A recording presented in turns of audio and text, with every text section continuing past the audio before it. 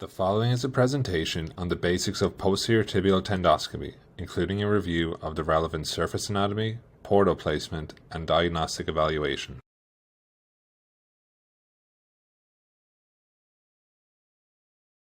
With the use of a sterile marking pen, the relevant anatomic landmarks are marked out, including the medial malleolus and posterior tibial tendon. A two-portal technique with a skin bridge of greater than 30 mm is employed. The distal portal, highlighted in yellow, is positioned 1 cm distal to the tip of the medial malleolus. The proximal portal, highlighted in green, is positioned 1 to 2 cm proximal to the tip of the medial malleolus. The positions of the portals can be changed depending on the location of the pathology. 5 ml of sterile saline is injected into the distal portal. Using a number 15 blade, a 2 mm skin incision is made at the distal portal, followed by blunt dissection with a mosquito clamp to safely open the portal.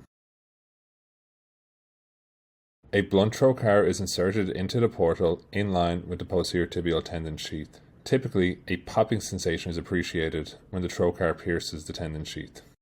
The arthroscope is then inserted and the pressure is set between 20 to 30 mm of mercury. The endoscope is then retracted and the posterior tibial tendon can be visualized. Seen here is the posterior tibial tendon and the retromalleolar groove on the right. A diagnostic tendoscopy is performed. The endoscope is initially maneuvered around the posterior tibial tendon sheath to identify any potential pathology.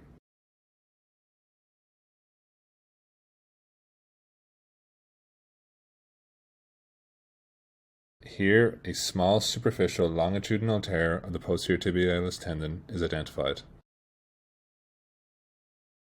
Here, degenerative changes of the overlying tendon sheath are observed. Other pathologies, including posterior tibial tendon tenosynovitis and adhesions, are evaluated. If a therapeutic procedure is required, a second portal is created under direct visualization using a spinal needle based on the pathology's location, ensuring the portal is at least 3 cm proximal to the distal portal. Once the portal location is confirmed, a 2 mm vertical skin incision is created using a number 15 blade. A 2 mm shaver is inserted through the proximal portal to debride any inflamed synovial tissue, adhesions, and tendon tears. Attention is directed towards the retromalleolar groove, where a groove deepening is performed to increase the volumetric space to allow efficient gliding at the tendon.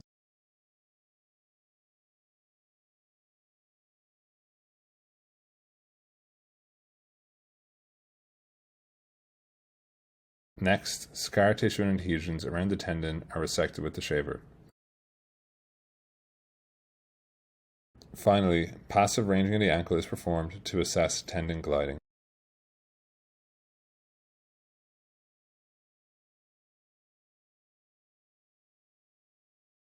Posterior tibial tendoscopy can also be performed using a 1.9 mm 0-degree needle endoscope, which is the preference of the senior author.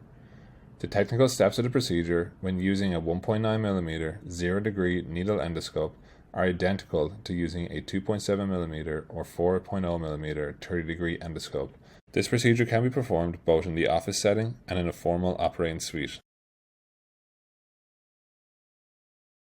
Benefits of using a 1.9 mm needle endoscope include the smaller diameter of the endoscope reduces trauma to the soft tissue envelope, thus reducing the risk of wound complications and facilitating rapid return to work, activity, and sport. There are limitations associated with the 1.9 mm endoscope, as, to date, no 30-degree endoscope is currently available.